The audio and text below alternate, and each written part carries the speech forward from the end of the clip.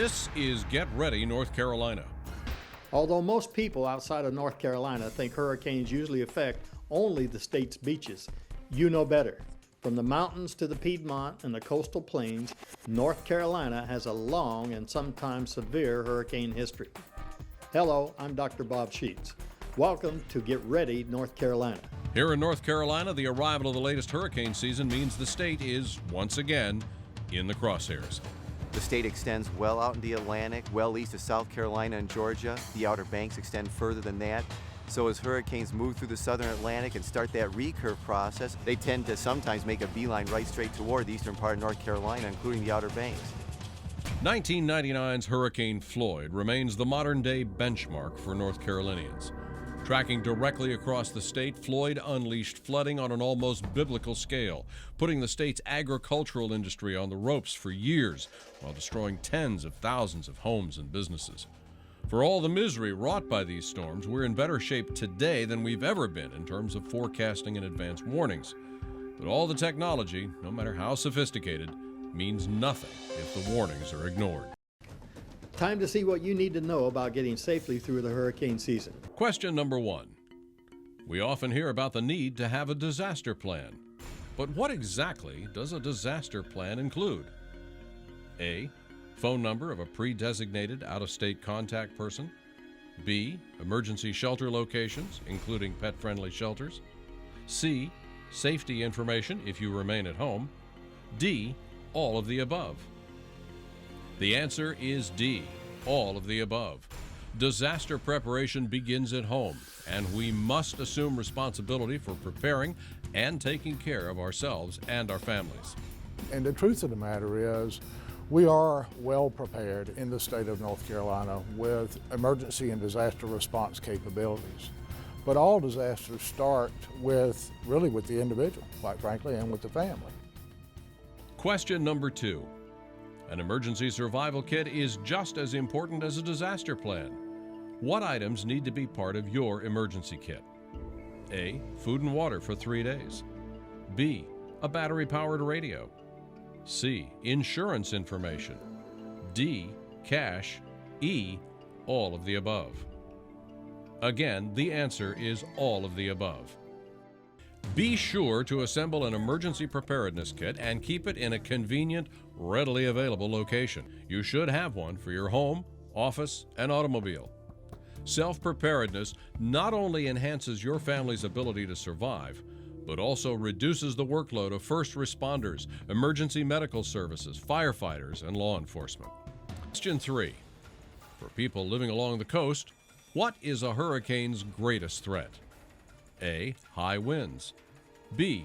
Storm surge. C. Tornadoes. D. Rain. The answer is B. Storm surge. There's no question but that hurricanes are the biggest weather threat to the North Carolina coast. But even tropical storms can cause major damage. And while the winds can be amazingly intense, the most significant damage comes from the water. Using a series of complex equations known as the slosh model, scientists now have a reasonably good idea how storm surge will affect any given part of the North Carolina coast, regardless of the storm's strength.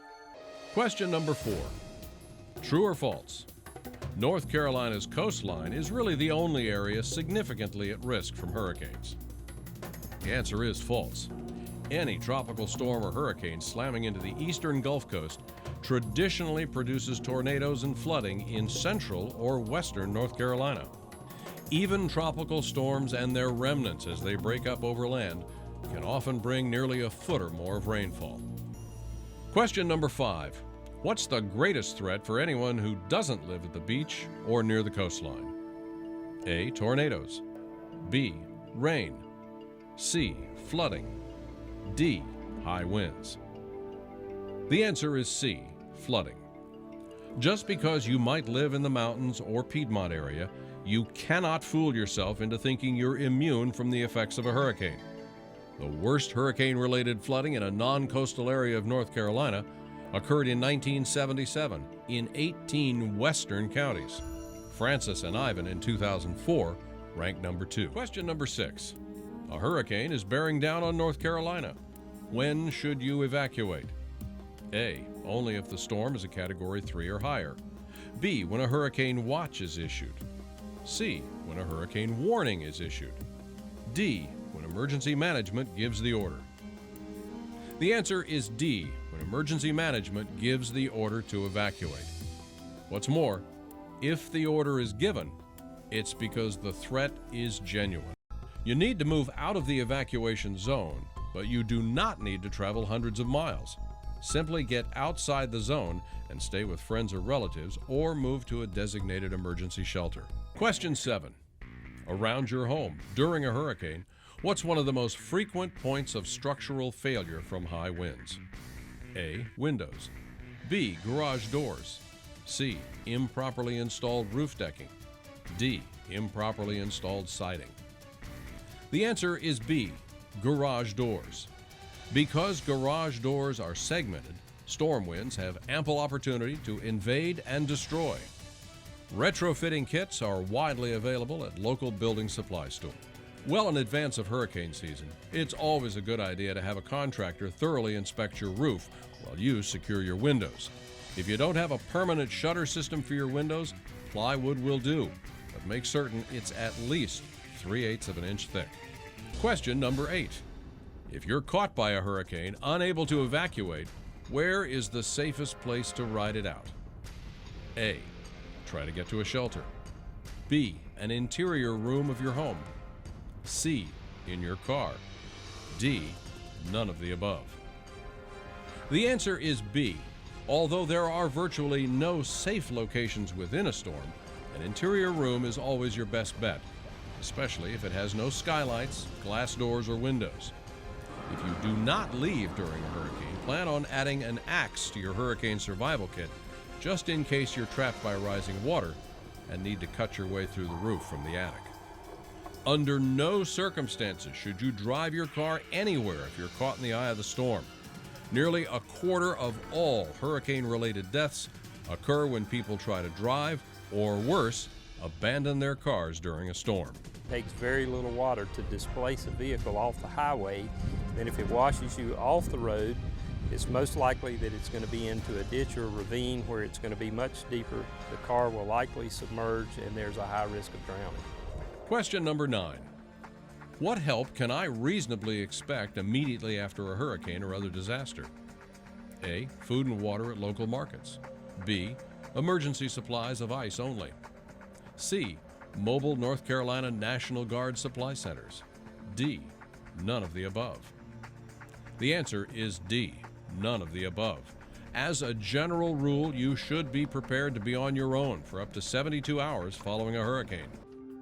Question number 10. I wasn't affected by the storm. How can I help my neighbors? A. Volunteer in the affected area. B. Join a community emergency response team. C. Donate goods needed by survivors. D. All of the above. The answer is D. In the immediate aftermath of a storm, before governmental relief and rescue operations mobilize, neighbors and volunteers are often the only links to normalcy and recovery. And in our state, we call it neighbors helping neighbors.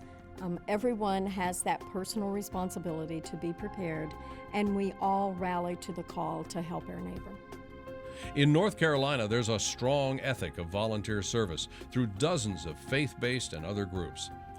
On the state level, Community Emergency Response Teams, CERTs, are in place throughout North Carolina, working year-round, making sure those who want to help are well-trained in advance. And there you have it. 10 questions on issues everyone who lives in a disaster-prone area needs to know.